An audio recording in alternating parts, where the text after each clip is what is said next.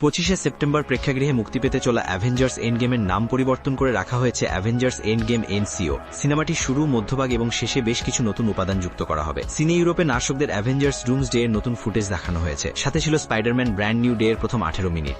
আজ আমাদের আলোচনা করার মতো আরও অনেক আকর্ষণীয় বিষয় রয়েছে, তাই আর দেরি না করে চলুন সবকিছু বিস্তারিতভাবে আলোচনা করা যাক। প্রথমত, আমরা সবাই জানি যে ডিসেম্বরে মুক্তি পেতে চলা অ্যাভেঞ্জার্স ডুমসডে এর আগে সেপ্টেম্বরে অ্যাভেঞ্জার্স এন্ডগেম পুনরায় মুক্তি পেতে চলেছে। এবার অ্যাভেঞ্জার্স এন্ডগেমের নাম হবে অ্যাভেঞ্জার্স এন্ডগেম এনসিও।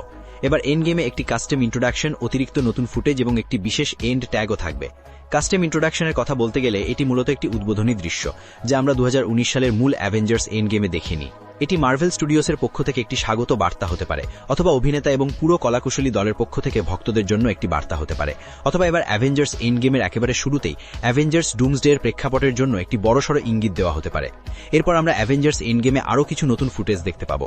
এগুলো এমন কিছু দৃশ্য হতে পারে যা মার্ভেল মূলত অ্যাভেঞ্জার্স এন্ডগেম থেকে বাদ দিয়ে দিয়েছিল। মানে অ্যাভেঞ্জার্স এন্ডগেমে বাদ দেওয়া দৃশ্যগুলো অন্তর্ভুক্ত করার উদ্দেশ্য বাকি হতে পারে, যদি না সেগুলো ডুমসডের সাথে সম্পর্কিত হয়। সুতরাং এটা সম্ভব যে এগুলো এমন কিছু দৃশ্য যা অ্যাভেঞ্জার্স ডুমসডে এর গল্পের জন্য পুনরায় শুট করা হয়েছিল এবং অ্যাভেঞ্জার্স এন্ডগেমে যোগ করা হয়েছে। মার্ভেলের অভ্যন্তরীণ সূত্র জেমস ম্যাককোয়েলের রিপোর্ট অনুযায়ী মার্ভেল নাকি টনি স্টার্কের অন্ত্যেষ্টিক্রিয়ার দৃশ্যটি পুনরায় শুট করছে। এই দৃশ্যটি একটি ভিন্ন অ্যাঙ্গেল থেকে পুনরায় শুট করা হবে। যেহেতু এন্ডগেমের সমস্ত চরিত্রকে এই দৃশ্যটি পুনরায় শুট করার জন্য ফিরিয়ে আনা সম্ভব নয়, তাই এটি একটি ভিন্ন অ্যাঙ্গেল থেকে এবং ভিন্ন কোনো স্থানে শুট করা হতে পারে, সম্ভবত কোনো কেবিন বা জঙ্গলে, যেখানে কেবল দৃশ্যের জন্য সবচেয়ে গুরুত্বপূর্ণ চরিত্ররাই উপস্থিত থাকবে, যেমন স্টিভ রজার্স বা অন্য কোনো চরিত্র। আমার ধারণা এটি এমন একটি দৃশ্য হতে পারে যেখানে স্টিভ রজার্স স্কটিকে বলছেন যে তিনি অতীতেই থেকে যাবেন, কারণ আমরা ফাঁস হওয়া তথ্য থেকে শুনেছি যে এই দৃশ্যটি আসছে এবং এটি গুরুত্বপূর্ণ, কারণ আমরা সবাই জানি যে স্টিভের অতীতে অস্তিত্বই মাল্টিভার্সের ইনকারশনগুলোকে উস্কে দিয়েছিল। এটাই ইনকারশনগুলোর সবচেয়ে বড় কারণ, এবং আমি নিশ্চিত যে স্টিভ রজার্সের অতীতে থেকে যাওয়ার সিদ্ধান্তটি এন্ডগেমে অবশ্যই ইঙ্গিত দেওয়া হবে, কারণ এটি ডুমসডের জন্য একটি বড় বিষয়। এবং যেহেতু রুসো ব্রাদার্স স্পষ্টভাবে নিশ্চিত করেছেন যে অ্যাভেঞ্জার্স ডুমসডে এন্ডগেমের সিকুয়েল হতে চলেছে, তাই সিনেমার অতিরিক্ত ফুটেজও ডুমসডের সাথে সংযুক্ত হবে। এবং তারপর এখানে একটি বিশেষ এন্ড ট্যাগের কথা উল্লেখ করা হয়েছে। এটি সিনেমার পোস্ট ক্রেডিট সিন হতে পারে, কারণ মূল অ্যাভেঞ্জার্স এন্ডগেমে কোনো পোস্ট ক্রেডিট সিন ছিল না। সিনেমাটি সব অভিনেতার স্বাক্ষর দিয়ে শেষ হয় এবং শেষে আমরা টনি স্টার্কের হাতুড়ির শব্দ শুনতে পাই।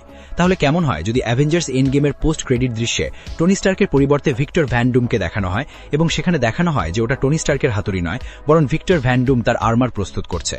আমি জানি আয়রন ম্যান 1 এর দৃশ্যটিতে টনি স্টার্কের মার্ক 1 তৈরির আভা দেওয়ার জন্য হাতুড়ির শব্দটা যোগ করা হয়েছিল, কিন্তু মার্ভেল এটা ডক্টর ডুমের পরিচয়ের জন্য ব্যবহার করতে পারে। এটা কোনো খারাপ ধারণা নয়, বিশেষ করে ডুমসডে হতে চলেছে এন্ডগেমের সিকুয়েল। এটা একটা নিখুঁত প্রেক্ষাপট তৈরি করবে। আর হ্যাঁ, আমি মনে করি এই ধরনের সংযোজনের ফলে অ্যাভেঞ্জার্স এন্ডগেম অ্যাভাটারকে ছাড়িয়ে যাবে এবং বিশ্বের সর্বোচ্চ আয়কারী সিনেমা হয়ে উঠবে। অতিরিক্ত দৃশ্য, পোস্ট ক্রেডিট সিন, এই ধারণাটা আমার দারুণ লাগছে।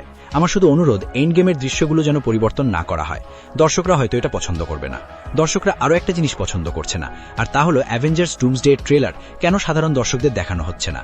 সম্প্রতি বার্সেলোনার সিনে ইউরোপ ইভেন্টের দর্শকরা অ্যাভেঞ্জার্স ডুমসডে এর নতুন ফুটেজ দেখার সুযোগ পেয়েছেন। হ্যাঁ বন্ধুরা, ট্রেলার নয়, ফুটেজ, ডুমসডে এর একেবারে নতুন ফুটেজ। আর এই ফুটেজে আমরা কি দেখতে পাবো তা এখনো প্রকাশ করা হয়নি। সাধারণত যখন কোনো ইভেন্টে এই ধরনের ট্রেলার বা ফুটেজ দেখানো হয়, তখন আমরা অন্তত একটি বিবরণ পেয়ে থাকি, কিন্তু এই ফুটেজে ঠিক কি দেখানো হয়েছে তা এখনো প্রকাশ করা হয়নি। আর মার্ভেল তাদের মূল দর্শক গোষ্ঠীকে বাদ দিয়ে অল্প কিছু লোকের কাছে ট্রেলার এবং ফুটেজ দেখাচ্ছে, যা মোটেও ভালো কিছু নয়। আমরা যারা এই ট্রেলারগুলো নিয়ে সত্যিই আগ্রহী, আমরা কবে এই ট্রেলারটি পাবো? আর বন্ধুরা, সিনে ইউরোপে মার্ভেল স্টুডিওসের এই উপস্থাপনার সময় মিস্টার ফ্যান্টাস্টিকের মুখ মার্ভেলের একটি ব্যানারে দেখা গেছে। মানে আপনারা মার্ভেল স্টুডিওসের ব্যানারের উপরে রিড উইজেটসের মুখ দেখতে পাবেন। আর এটা অবিশ্বাস্য, মানে একটা সময় তো তিনি মার্ভেল স্টুডিওসের অংশই ছিলেন না, আর এখন তারা মার্ভেলের মুখ হয়ে উঠেছে। এখন সিনে ইউরোপে রিড রিচার্ডসকে দেখানোর দুটো প্রধান কারণ থাকতে পারে। প্রথম কারণটি স্পষ্টতই হলো তিনি ডক্টর ডুমের সবচেয়ে বড় শত্রু, তাই এটি যৌক্তিক।